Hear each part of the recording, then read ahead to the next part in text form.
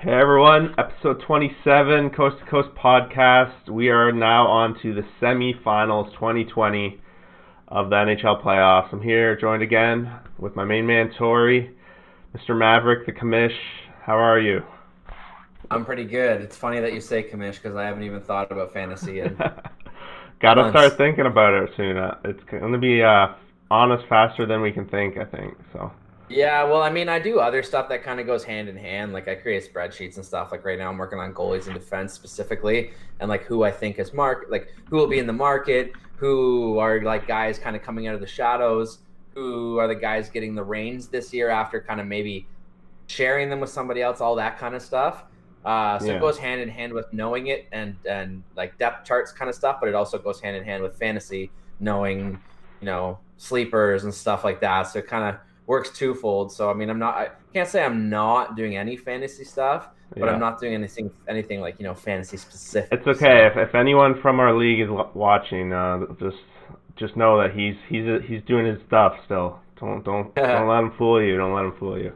But we yeah. all know the draft is where my heart is. So that's where the energy goes into. Yep. So we had better rounds than the first rounds when it came to our picks in the quarterfinals. How do you feel how the quarterfinals turned out? Any quick thoughts before we turn our attention to the new series? I mean, I'm just looking down at them quickly here. My gut was just a gut feeling on the Columbus Tampa series. I mean, Yeah. deep down, I kind of knew Tampa was going to win. Yeah, I But I was understand. trying to, look at the intangibles, so to speak, and see like what was happening. And you're right. I think you said it that Tampa wanted it more than Columbus. I think at this point. And the Mhm. funny thing is, I don't know if you caught this or not, but John Cooper is his name, coach. Yeah. In his post game interview, they were asking him, and he was like, "Oh, like how you feel?" He's like, "Oh, whatever." He was somewhat nonchalant, but then in the answer, he was like, "Oh, well, yeah, 200 and whatever days." Like he listed, and somebody fact checked, and it was the correct amount of days since the day they were eliminated from Columbus last year. So the That's a fact that they determined still had person then. that, well, it's not just him; it's the team, right? Yep. There's probably been a counter or a calendar where it's been X's or whatever on like a number, whatever it is, something. This is what's been pushing Tampa Bay. I just hope Yeah, that that's not that's I the really primary. felt. Yeah, no, for sure. I don't think it is because I I think don't they know. had their sights set on the cup last year, and so it's clearly there again. I think this was like a story of the favorites. We talked about it at the beginning is there were some huge favorites in the series, and they all came through and they all won. There was no major upsets. For me, I think the biggest step forward, I guess, would The only upset really is Vancouver yeah, over St. Louis. that's kind of why That's I probably the started only one you stumbling. could classify as that. Yeah, Yeah, St. Louis. yeah. Yeah. But I was where I I was mean, most people probably put the money on the Blues, I would think. They did, yeah. Most people did. A lot of people were still putting them on at Game 5. Blues were seeing heavy money.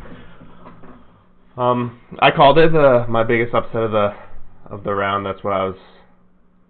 That's the one I had the most faith in. Mind you, it's still a I will give you credit. Yep, you did. We had another upset in New York. I don't know how much further they can go, but I don't. yeah. Well, they're about to run into the The powerhouse. Islanders? Yeah, the Islanders were You an think the upset. Islanders was an upset? No, Didn't we both well, pick the Islanders we though? did both pick them, but according to the odds, it was an Oh, okay, upset. okay, okay. That's what I meant. Fair enough. I thought you were just doing somewhat of like an eye test kind of No, I didn't find that one to evaluation. be that was like that one was a little closer now. Still pretty good payout for that one. We both made a profit in that round. You made a Yeah. measly $29.10. I'll send you the cutout Okay. after. I don't think I sent it. Nice. I came through with $261.67. Most of that on the Who did Vancouver. you win that off of? Oh, true, true. Vancouver it paid 180, right? And a bit on Tampa because you had Tampa too, right? Yeah. Did you had Carolina as well though, right? Yeah, I did. Yeah. Okay, yeah. And I mean, I remember your jinx when you're like, "Oh, everything's looking good," and then everything just hit the fan after that. I was on a path to 8-0 at one point, but 6-2, I'll be happy with it. I'll be happy with it. You're right. The Flames were your jinx. All Calgary Flames fans can They could They could forever. end up- I cannot pick them to save my life. It's actually hilarious. It's almost like a self-fulfilling prophecy. I know, it's like picking San Jose or something. Yeah. So overall, though, after 2 rounds, we're still both minus. Just proving how tough it can fucking be. Yeah, I'm gonna be honest. This round is very hard to predict, which means I'm gonna do a lot of, emotion picking or whatever you want to call it, which probably means I'm not gonna do well. But let's go for it. Yeah, let's start with the first one. We'll do Dallas Stars, Colorado, because really we're recording this the day after the first game. So one game's up, Dallas is up. However, we both did put our picks in prior. If you need receipts, I can always send you that. Hit me up, iHeartSportsGmail.com. Yeah, we both picked. I'm just gonna say it. We both picked Dallas here at plus 210. I know we had maybe slightly different reasons, but I think at the end of the day, the odds of this one were just too. Before we really get into this one, for you, I think you said like for this game purposes, you picked Dallas because of the odds. Yeah. But in actuality, you think Colorado will win. Where I'm the opposite. I actually think and feel Dallas will win. Yeah. And I also want to take for the odds. So there's that bit of a preface before we actually explain, because it will make sense why what we're thinking won't quite add up. Yeah, exactly. And it's kind of the same theory I used in the Vancouver series last round. It's just for you. I mean, like, you think they're gonna win, and the odds are on their side. Just repeat it twice for no reason, All right, so I realistically thought that Colorado was going to win this one in 7. After watching game 1, so I'm going to kind of change it. They are up 1-0 too. I also watched, I think it was Steve Dangler's. Did you watch it? Game 1, yeah. The game? Okay, I didn't get any of it, so I don't know. Okay. I was just going to reference that after Steve Dangle, he kind of shot out a video about Dallas onto Twitter, and it showed how Dallas dealt with the whole Calgary series. Like, the emotion and the power they had in their locker room seemed very, very strong to me. They are very similar to what we were just talking about in that Tampa Bay. They remember what happened to them last year. They're using that as motivation. Yeah. And I don't think Colorado has, at least to that degree, of amp behind them. And they've also kind of had a pretty sleeper walk into where they are right now. They definitely got a wake-up call in game 1, so it'll be interesting how they respond in game 2. So that's...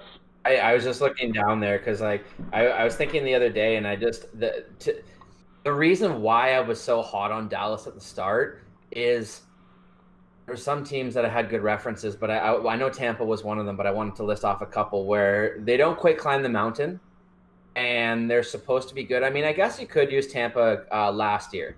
Tampa, or it's almost like whatever. The Sharks from the past few years, right? Is that what you mean? Yeah. I just mean that, they had the high-octane offense, and they had coaches coming in trying to, quote-unquote, get the best out of Jamie Benn and Tyler Seguin and these other guys. They finally kind of took a step back. They signed the Roman Polaks. They signed these kind of grittier support characters, and they took a step back to play playoff-type hockey through the whole season. And I like Dallas to be one of the top 3 or 4 teams in the league this year. And I kind of have to say I was a bit shocked that they finished 3rd, 4th, 5th, 6th in the NHL, whatever it was. I had them pinned to be one of the best well-rounded teams moving forward and filling the holes that they had in previous seasons. So that's why I was hot on them, is I felt like it was that team that said, you know what, we're not going for the accolades. We're not going for the records. We're not going for goals. If I score 5 goals all year, I could care less.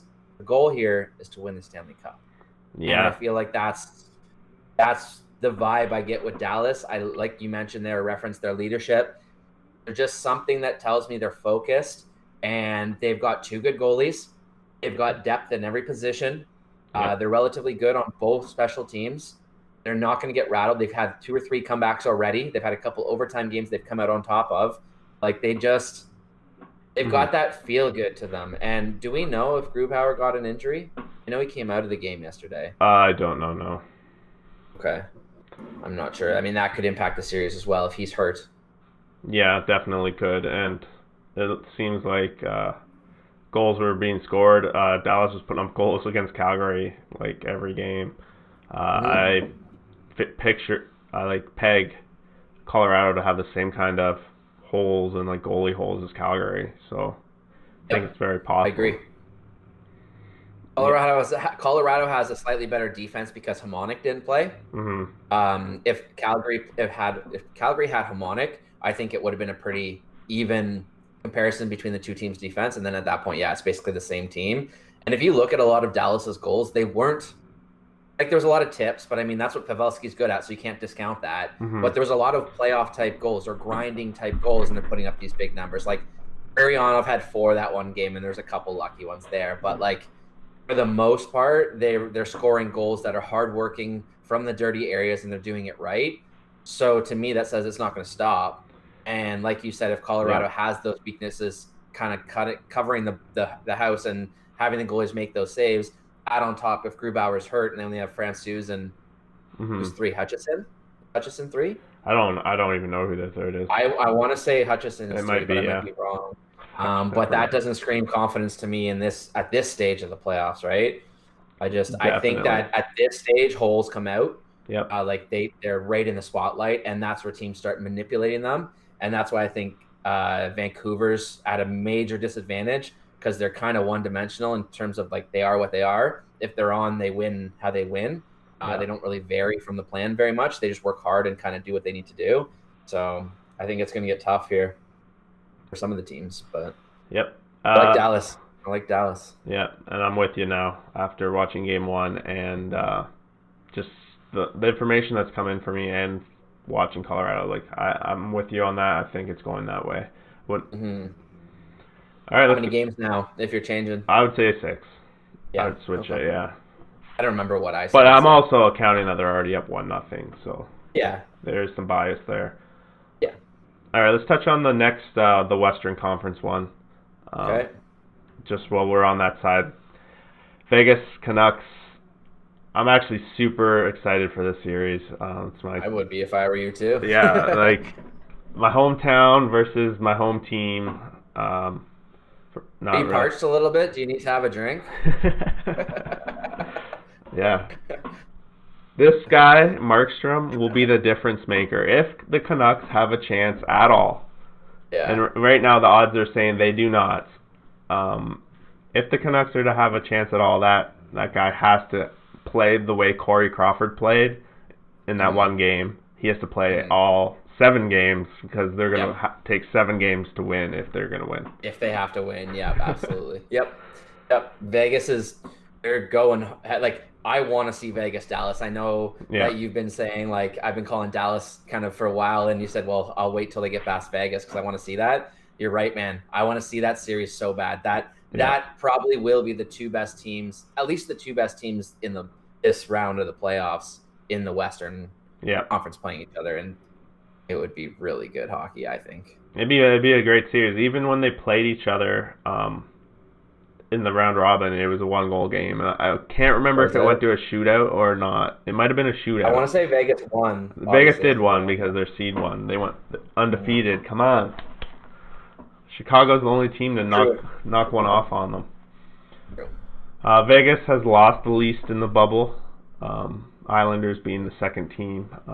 Vegas just to me is they should win this one, and I'm taking them in 5. Yeah, that's why.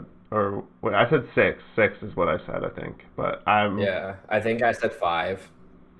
So I have an interest. I've been down on the Canucks for a while, and I've been joking at you saying that you've been drinking the Kool-Aid and all that stuff. But every pod I drink the Kool-Aid right here, yeah.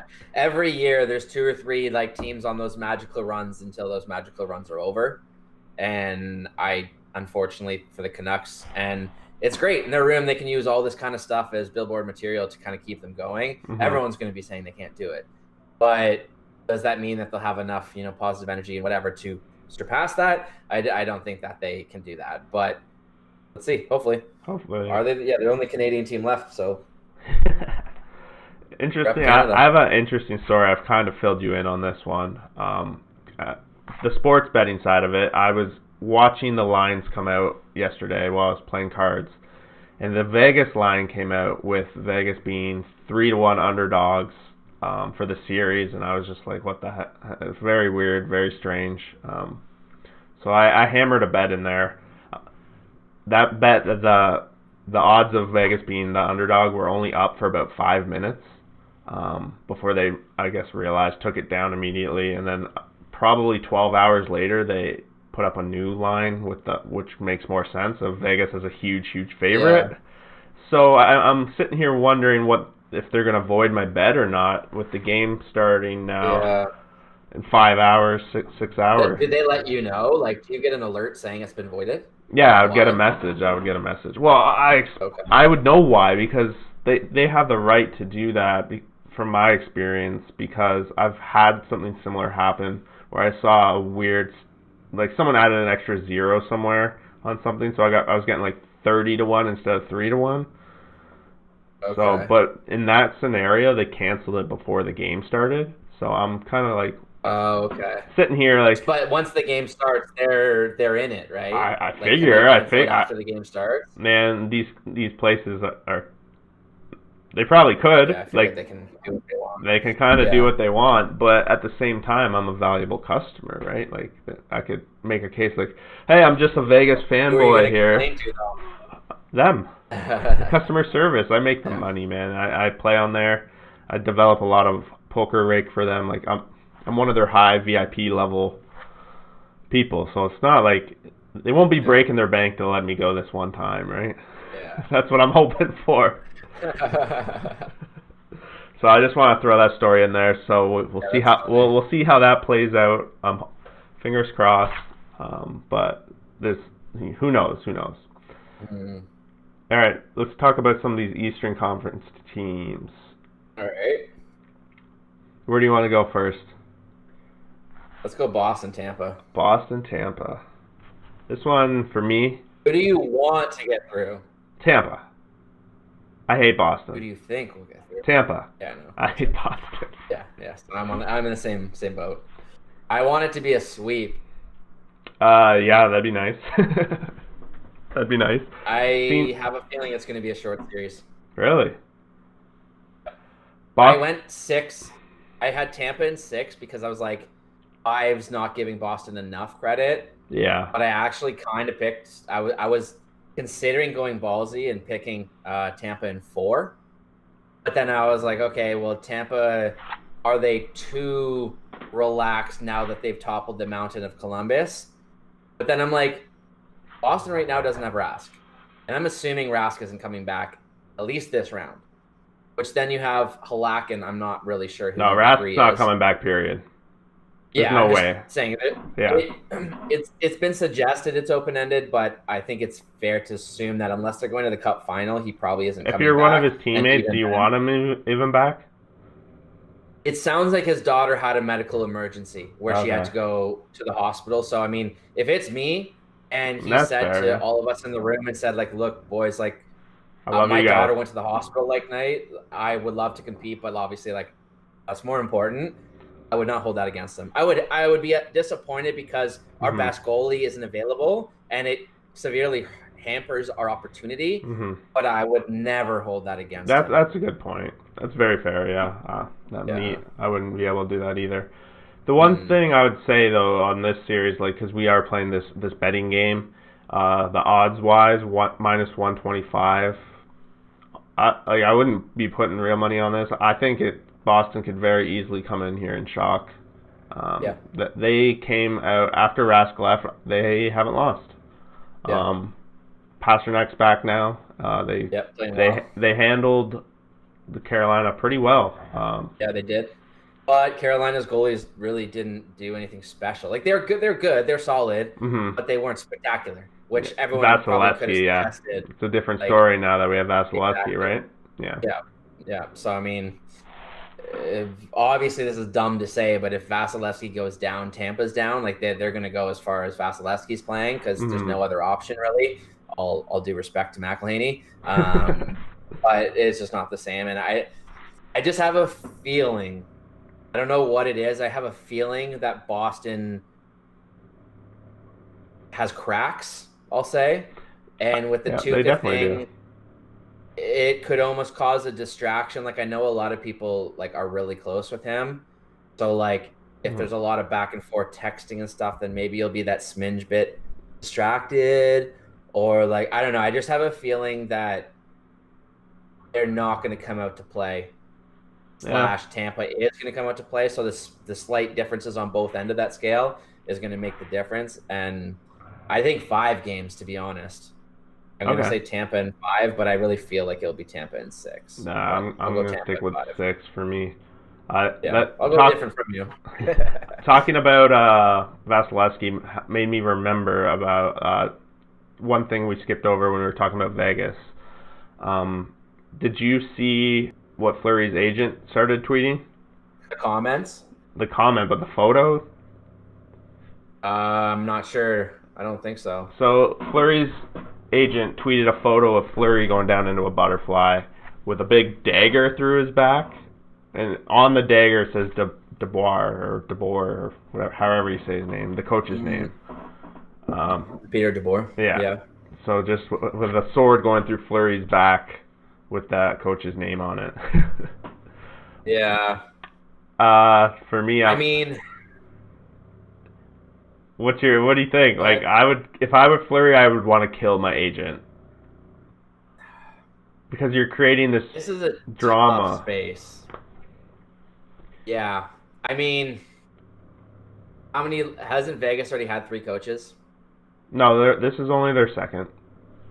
Oh, okay. Gerard Gallant was there since the start. What I'm afraid of is that I don't see any way where Vegas can get rid of Fleury to retain Lehner. Yeah. Nor do I see a way where they can proceed paying both of them like $6 million or whatever it is, 8 and 5 or whatever it's going to cost. Especially when Lehner's saying he wants security. To me, that's minimum 3-year deal, right? 3-4 years. So you're talking, let's say, $6 to $8 million probably for him per season. There's no way Vegas can spend like $13 million on 2 goalies. Nope. And even if they did, you can't spend a whole nother year with this stuff going on between Lehner and Fleury when Fleury clearly wants to be the starter and be playing at least in a platoon situation. Yeah. So it's just. So that kind of leads me to my other question is, should Fleury be starting right now? Well, here's the other thing. Next year, if Lehner's not back and they have Fleury and whoever, and he's feeling jaded by this, that could become a problem. It could be, yeah. And that's what I'm most scared about. Like, Fleury's always been really professional, so even if he's really upset, I'm sure it will be handled professionally. I agree. I would think him and Lehner get along very well. I think so too. And I mean, if it wasn't about money, I'm sure that they would love to be partners because you can, take pressure off each other, knowing that if I suck for a couple games, the other guy can take the puck for a few games, and then I can get my game together and then come back, kind of thing. And maybe that's when he's cooling off or whatever, right? Like, I don't know. I think it's an unfortunate situation because if you're the coach and you genuinely believe that, like, if you feel like they have the exact same chance at giving you a win, I start the series with Fleury and I give him to almost lose it because Lehner is clearly a rental. If you piss off Lehner, then he goes wherever, whatever. You can look at it as a learning opportunity for him, and that's all it is. Yep. So I think you should have, or they should have given Fleury the first game, and if he fell in his face, at that point, he can't say anything. You sucked. Like, yeah, he's played 1 game since the round robin. He's played 1 game since, and he was really good.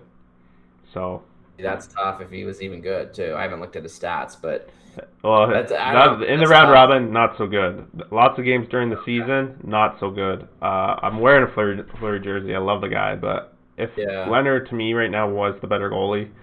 But I'm with you. I still think they play the hot goalie right now. But right now I would probably play Lehner. It's funny. This just popped into my head just out of fun, but it would be interesting to see if the Leafs would flip Anderson for assets and then take Fleury off of Vegas's hands. I mean, that would be completely up to Fleury's decision because he's got the no movement but clause. we've talked about him not wanting to play for other teams. Yeah, I know that's openly like known that he doesn't want to play for other teams. It just popped in my head literally right there. Just like if you had to ask him like where do you want to play, I'm pretty sure he'd only give you like 3 or 4 teams, and that probably would include Toronto just because they're good and young. And like if you take Fleury off of Vegas's hands so they can retain Lehner, he would cost very little, and then you flip Anderson for good assets. You're basically just. If I'm the GM, though, I'm not letting Fleury go. Fleury's. No, me neither. But I'm literally I literally just thought of this, and just a random question: Frederik Andersen and Lehner. Is there a big? Marc-Andre Fleury and Frederik Andersen. Is there a big gap between the two skill set? Maybe. I think Fleury just sits above Freddie in terms of the tiering. I would say Fleury would be lower just because he's getting older and he can't do what he wants to. Yeah, but pure skill. I think Fleury had more skill. Yeah. But, all right, let's get to this last series before we go too far off topic. Yeah, I know. Right? Philadelphia Flyers, New York Islanders. Philly. The Flyers are minus 130, so a little bit of a favorite. New York Islanders plus 110. I think this is the only one we have different picks on. My emotion and my desire is Philly. Oh, okay. For the purpose of this game, I should pick the Islanders, and because the Islanders keep surprising me, and they're really built to be a playoff team with the right coach, they've got the right stuff going for them. But I'm just gonna try and talk and feel and want this into existence, and I'm gonna go Philly. Philly, and it's gonna be close. I was thinking Philly in 6, but I had a lot of them kind of around 6, so I'm gonna say Philly in 7. Okay, and I think it'll be 6 or 7. I think I'm gonna take the Islanders in 7. Yeah. Kind of like what you were saying. All the things you kind of pointed to is why I'm taking them. I think this is pretty much could go either way. It's very close. I get a little bit Depends more. on Carter Hart. Carter Hart is the difference maker in net. Varlamov's okay, and he's on a good team, but yeah, that's a good call. Yeah. Good call. I didn't really have too much else to go with this series. Not a whole lot. Who do you really want to see win though? Flyers probably. I like Carter Hart. He's my brother, so. Yeah. He's gonna come out one day and be like, I don't know this guy. Get a Hart jersey. Hey, it's just my name. It's not like Hart with a different number. It's like, what are you guys? Who is this guy? Just go one number better. You have the wrong number. Yeah, I know it's one better because I'm just one better. I was born before him, which is true. Okay. That basically wraps up our picks and stuff. I don't know if there's too much more you want to talk about. I know you had some stuff you wanted to do. What Final Fours, like regardless of outside the bets and thinking of like emotion and whatever, like if you could handpick what series you just sit down and watch 7 games of I'm gonna go with the Golden Knights. I just love watching. They're my favorite team to watch. The Stars, just kind of the things we touched on with you and how they're playing good playoff hockey, and I think that'll just be a better hockey to watch. Yeah. And in the East? In the East, I think I would rather watch Tampa against the Flyers. Yeah. Just feel like it'd be a more exciting series to watch than. Yeah. Tampa's Islanders could be kind of strange. Yeah. Or even Boston Islanders would piss me off. That's like the worst outcome for me. That would annoy me. Yeah. I'm the same four. I'm the same four. Tampa, Philly, Vegas, and Dallas. And it's funny because just because of the way that they're built, if Dallas gets through, I want to see Dallas, Philly, just because I think that would be that's who you picked at the start, right? Fun series.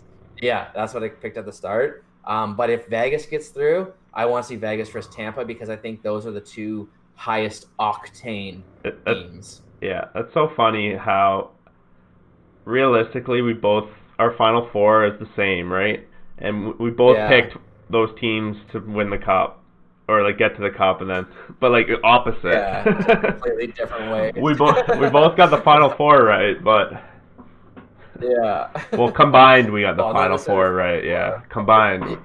If those all work out, yeah. I had like half the teams at this point in actuality. But it's the Final Four that's the big points, right? So.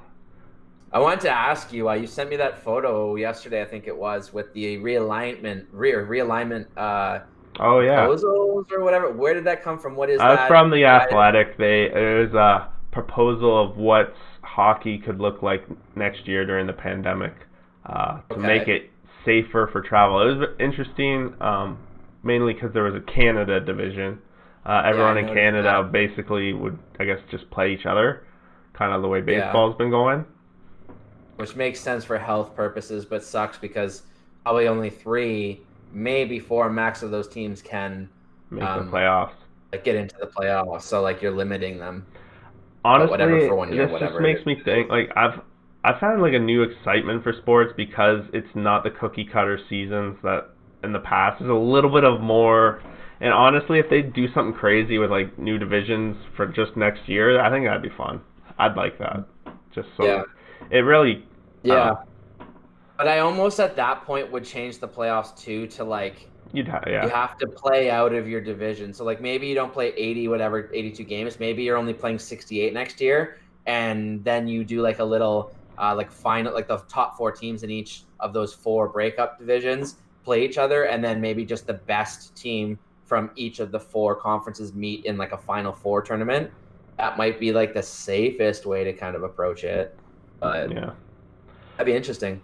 yeah. It's gonna Just be curious interesting because I know you how. sent it to me and I just didn't know where it came from. Yeah, hockey's not going Or to what have it the meant. same benefit of what baseball did, having one Canadian team just set them to another city. Basketball Yeah. will be able to do that. NFL doesn't have that problem. Hockey's definitely got a different problem. But in hockey, they do have Canadian teams which kind of own them. Or let me rephrase that. They have teams where if the NHL said, hey, boys, we can't play in Canada this year, they'd be like, good one. So Yeah. let's figure out how we're going to do it. You know what I mean? Like they Yep. have enough power where they could just say, nope, like They'd have their we own make league. it They'd work a different literally way. have the Canadian Hockey League. They could. And They that's what could. that division is, I guess. I guess Yep. that's the worst Yep. case scenario kind of proposal. It makes sense to me. Um, it'd be It cool does to make look sense. at it and see like who's, because some of them were a little strange in that the way it's stretched. I'm trying to remember off the top of my head now, but Yeah, some of them didn't really make sense, but like it does make sense from like the logistics point of view, like what you mentioned there with baseball, specifically with the Jays, where the government said, you know what, nope, you're done, just you got to play yeah, elsewhere. Like if the Canadian government along the same line, which completely makes sense, says the same thing, which obviously completely makes sense, then they would say you can have a league, yep, but you just can't travel back and forth. yeah, Okay, then have all the Canadian teams in Canada play, have all the teams in the US play, and then find some way at the end to get, one or two accommodations as opposed to accommodating 30 teams times whatever or however many numbers you want to use. But no, makes sense. for sure, Totally. for sure. It would kind of suck, I think, but it would almost be fun in a way to kind of spark some rivalries, Mhm. specifically Canadian teams, because like Well, yeah, you don't it's get a to see little them a bit lot. different because there's a lot of East-West conference teams that are like intermixing, at least in a couple of the divisions. The only Imagine division, how much money. Sorry. the only division that doesn't really have effect, they call it the U.S. East Division. So those are all Eastern Conference Okay. teams. But the other three would have an Yeah. intermingle of the. Well, I guess the Pacific Division is probably all Pacific teams actually too. Probably mostly, eh? Yeah, it is actually. So there's two divisions that would be a little mixed. They call it the U.S. Midwest South Division. So that has like Tampa, Florida, but it also has like Chicago, Nashville, Minnesota. Carolina. Oh, okay. Yeah, Carolina's in there too. Yeah. Okay. So that's that. Okay. So that one's half and half. And like I just thought of this in my brain too. I was gonna say earlier that you know how much money you could make, but I'm actually gonna say something different. That yes, you can make a lot of money broadcasting Matthews versus McDavid, like Toronto versus Edmonton. But you could also Have a lot of like shittier matchups. yeah, like they have the Canadian matchups to make a lot of money. they could almost use that division. I don't want to say manipulate, because usually that means like in a negative connotation, but they can almost manipulate their league. Like the other divisions, like that mid-southwest, will make a decent amount of money. But let's say at the end of the day that this Canadian division is responsible for 70% of the total revenues less. Like we're assuming that this is the way it's going to work. That Canadian division is probably worth 70 to 80% of the revenues of the league. Could be, and that's extremely high, but at least maybe the 50. NHL could. What I'm saying, I guess, is the NHL could rely on their strengths and say, you know what, if we have to do something weird this year, let's sell Canada and let's make the money off Canada where we know we can make the money.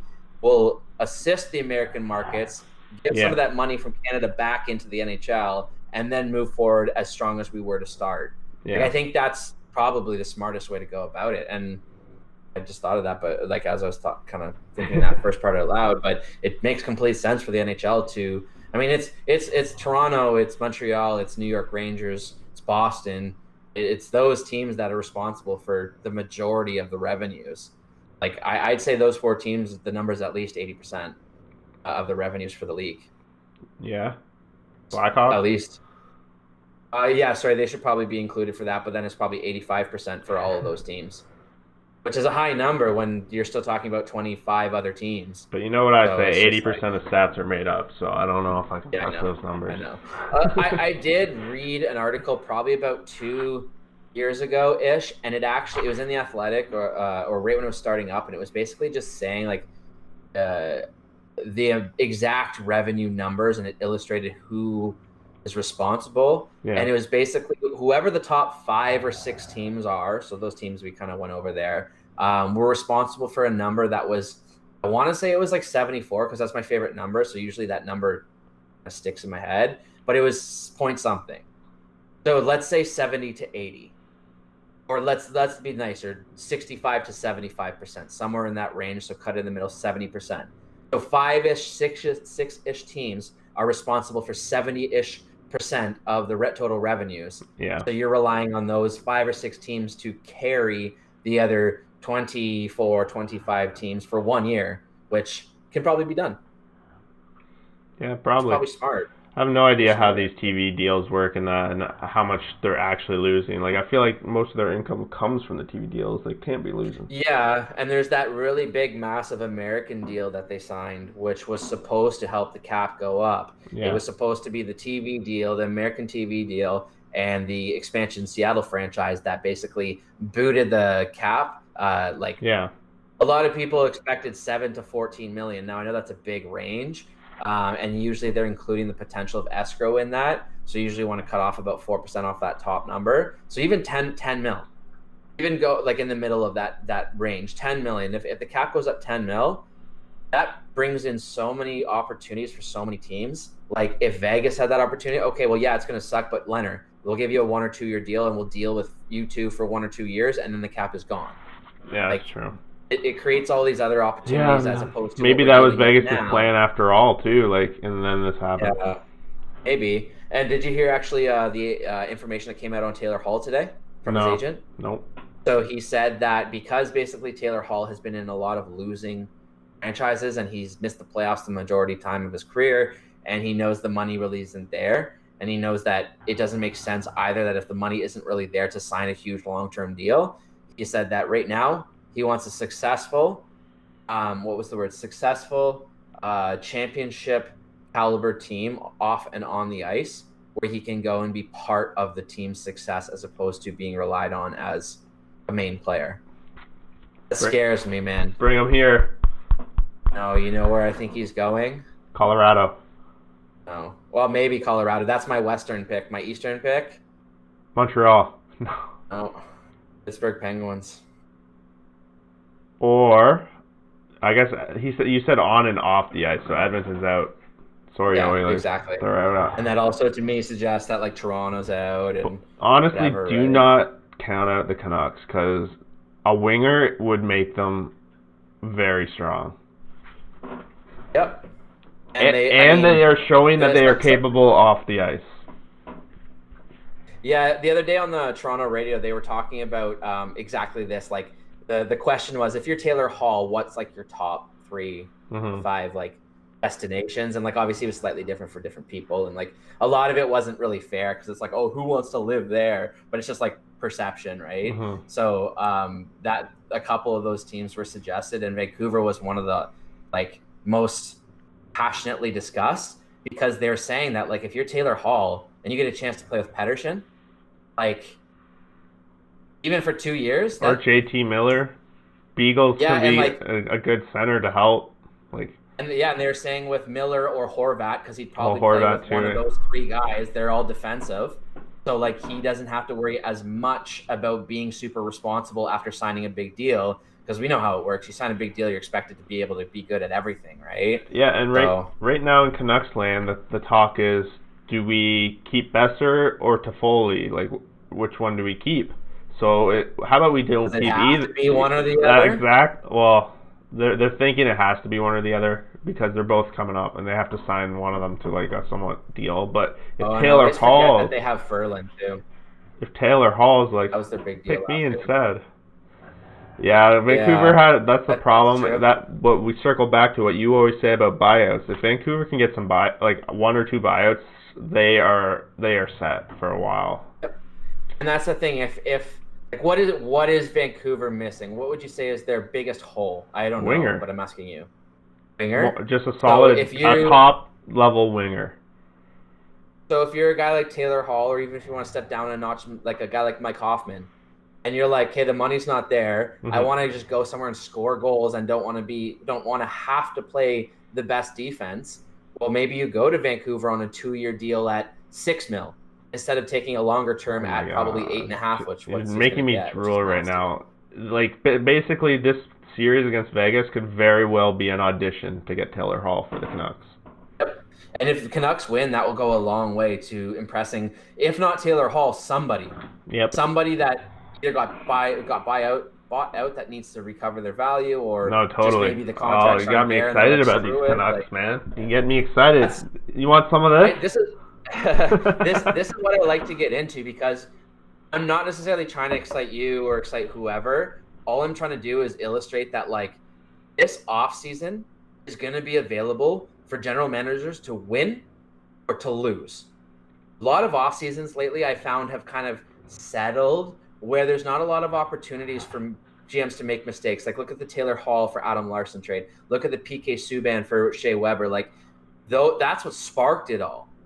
And then it just kind of has settled down. Yeah, people got a little gun shy. Yeah, there might be teams who have player X at $6 million, and they can get a similar player this year at $3 million. So they decide, you know what, we love this guy, but let's trade him for some assets. Vancouver, let's use them just because you reminded me. Besser. Yep. If you're Vancouver and you have the ability to trade Besser for list assets, whatever you want, then bring in Taylor Hall for free, you're a better franchise because you've improved on that winger position and brought in assets to either complement it or to flip again for what you need on top of that. So like, let's say Vancouver does that, something like that. That's a huge win for them. They win the offseason, or for themselves. Anyways, there can be multiple winners. But you look at other teams who are maybe in the other position, team like Pittsburgh, I'm a little worried about because their general manager's a little emotional sometimes and has made some questionable trades in the past. And I know that they're not going to the cap. I know there's a lot of bodies leaving. I know there's a lot of guys getting older. They make 1 or 2 bad trades, they could put themselves in a 2 or 3 year rut. And then Crosby and Malkin will be 30-something heading into free agency. So, like, you could call that a lose. Wow, I forgot that Crosby's even going to get another free agency in his life. Yeah. So, like, all these different things, you can look. I mean, I don't know all the teams to go one by one, nor do we have the time to do that. But, like, it's just – that's my point. It's just that there's going to be a lot of with the free agency as well. The main example I always use is, let me ask you this. How many teams do you think will want or desire Taylor Hall? Regardless of money and term. How many teams do you think will contact him? 15. So that means 14 teams will not get him. How many teams do you think will contact Hoffman?